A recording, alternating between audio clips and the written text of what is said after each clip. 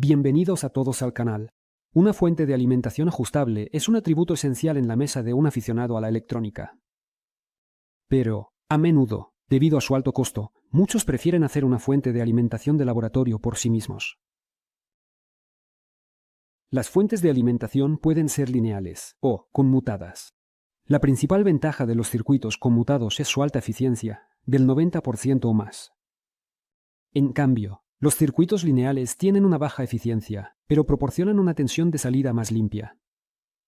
Sin las interferencias que son características de las fuentes de alimentación conmutadas. Cualquier aficionado a la electrónica, creo, estará de acuerdo en que los circuitos lineales son mejores, pero al diseñar fuentes de alimentación lineales de alta potencia surgen problemas con la refrigeración de los transistores de potencia.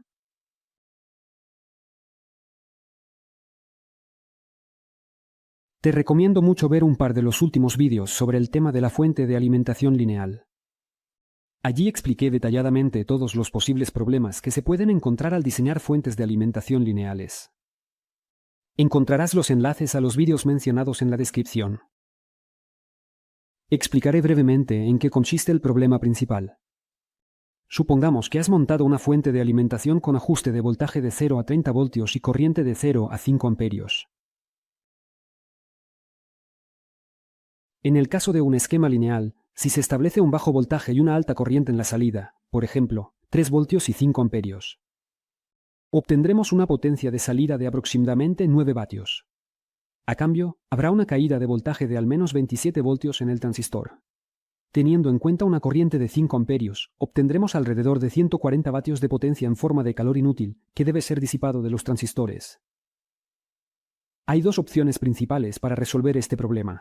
Un enorme disipador con ventilador para enfriar el transistor de potencia, o un sistema de conmutación, bobinas del transformador o un conmutador. La segunda opción es la más preferible y permitirá deshacerse de los radiadores masivos y del ventilador ruidoso. El principio de funcionamiento es muy simple. A bajos voltajes de salida, también se aplica un bajo voltaje a la entrada del estabilizador. De este modo, la potencia disipada en el transistor será mucho menor, por lo tanto, la eficiencia aumentará significativamente. Pero para poder utilizar el conmutador, es necesario tener un transformador con varias bobinas secundarias, preferiblemente con parámetros completamente idénticos, por ejemplo, 3 bobinas de 12 voltios. Ante ustedes está el esquema más simple y fiable de un conmutador de relé. Vamos a entender cómo funciona esto.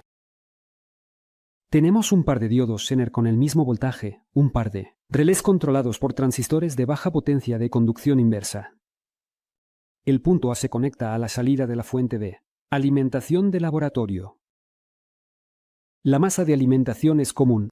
El esquema del conmutador se alimenta de una bobina separada de baja potencia. Si el voltaje de la salida de la fuente de alimentación de laboratorio es inferior a 12 voltios, los diodos Zener están cerrados. Cabe destacar que a través de los diodos Zener y las uniones base-emisor fluyen corrientes insignificantes. Si el voltaje en la salida de la fuente de alimentación de laboratorio es superior a 12 voltios, el primer diodo Zener actuará instantáneamente. La señal llegará a la base del primer transistor, abriéndolo. A través de la unión abierta, la alimentación llegará a la bobina del relé. Como resultado, el relé también actuará, conmutando la bobina correspondiente.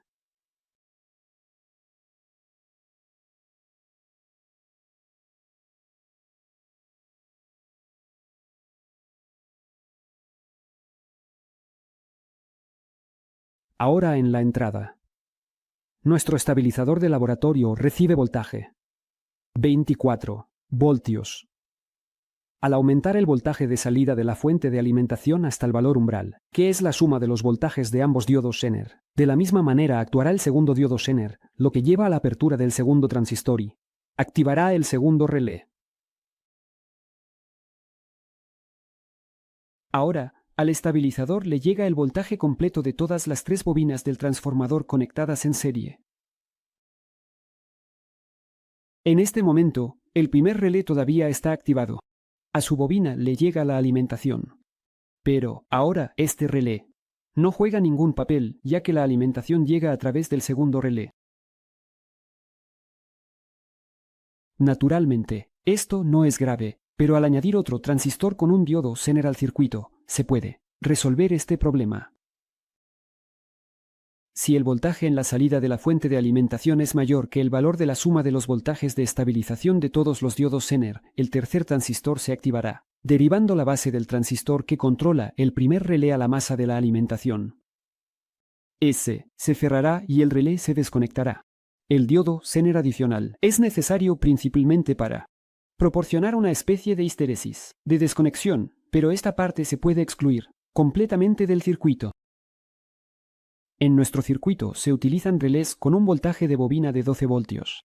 Los diodos están destinados a suprimir el voltaje de la propia inducción de las bobinas del relé durante su desconexión. De lo contrario, es posible que se produzca un cortocircuito en los transistores de control. La corriente de conmutación del relé depende de su fuente de alimentación. Si está construyendo un laboratorio, digamos, de 5 A, es recomendable elegir un relé con el doble de capacidad, por ejemplo, de 10 o 12 A. Los resistores limitadores de base para los transistores pueden tener una resistencia de con hasta 15 ohm. Los propios transistores son de conducción inversa. Se pueden usar de cualquier tipo, de baja o media potencia. Entre las desventajas de este esquema se encuentra el uso de un relé electromagnético. Pero debo decir que en muchos bloques de alimentación industriales se utiliza exactamente la misma solución. Los relés emiten sonido durante los cambios y los contactos, como comprenderán, no son eternos. Existen sistemas donde el elemento de conmutación es un triac. Pero tales conmutadores tampoco son ideales. A menudo surgen problemas con el control. Además, en los propios triacs habrá pérdidas y, por lo tanto, calentamiento. Además, los esquemas con triacs son bastante complejos. La alimentación del esquema del conmutador puede provenir tanto de un devanado separado, que está enrollado en el transformador principal, como de una fuente de alimentación de baja potencia separada. El voltaje de esta fuente debe ser de 18 a 20 voltios, más o menos, con una corriente de 200 a 300 mA.